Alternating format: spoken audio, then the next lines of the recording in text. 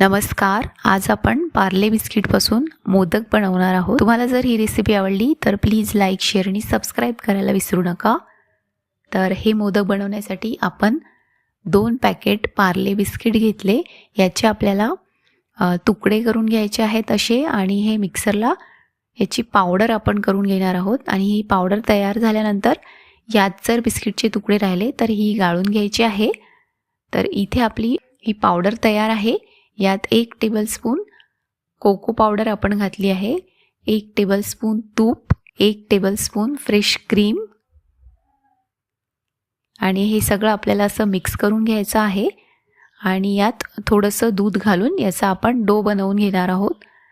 तर सोपी रेसिपी आहे, झटपट रेसिपी आहे आणि खूप छान होतात हे मोदक. तर नक्की करून बघा. इथे आपण यात थोडंसं दूध घातलेलं आहे आणि याचा आपण हा असा डो बनवून घेणार आहोत. तर याच्या आधीही मी भरपूर मोदकच्या रेसिपीजचे व्हिडिओज अपलोड केलेले आहेत. लिंक डिस्क्रिप्शन बॉक्समध्ये दिलेली आहे, बघायला विसरू नका. इथे आपण अर्धी वाटी साखर आणि अर्धी वाटी खोबऱ्याचा किस मिक्सरला बारीक करून घेतला.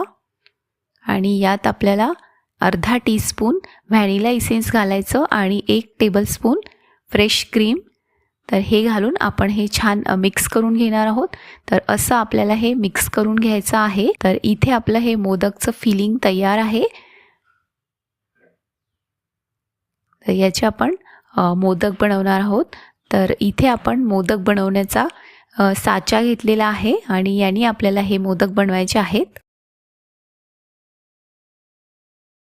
तर असे आपल्याला हे मोदक बनवायचे आहेत. याच्या आतमध्ये आपण हे फिलिंग भरून घेणार आहोत आणि याला वरून असं पॅक करून घ्यायचं. तर इथे आपला हा एक मोदक तयार झालेला आहे आणि चवीला पण खूप छान होतात. तर नक्की करून बघा. तर इथे हा एक मोदक आपला तयार आहे. तयार झाल्यानंतर आपण हे अर्ध्या तासासाठी फ्रीजमध्ये ठेवणार आहोत. तर तुम्ही बघू शकता, छान असा हा पार्ले बिस्किटचा आपला मोदक तयार झालेला आहे. आणि असेच हे सगळे मोदक आपण बनवले आहेत आणि अर्धा तास फ्रीजमध्ये ठेवल्यानंतर आपल्याला हे बाहेर काढायचे आहेत. तर इथे आपले हे चॉकलेटचे मोदक तयार आहेत. तुम्हाला ही रेसिपी कशी वाटली ते आम्हाला नक्की कळवा आणि अशाच आणखी रेसिपीज बघण्यासाठी सबस्क्राईब नक्की करा.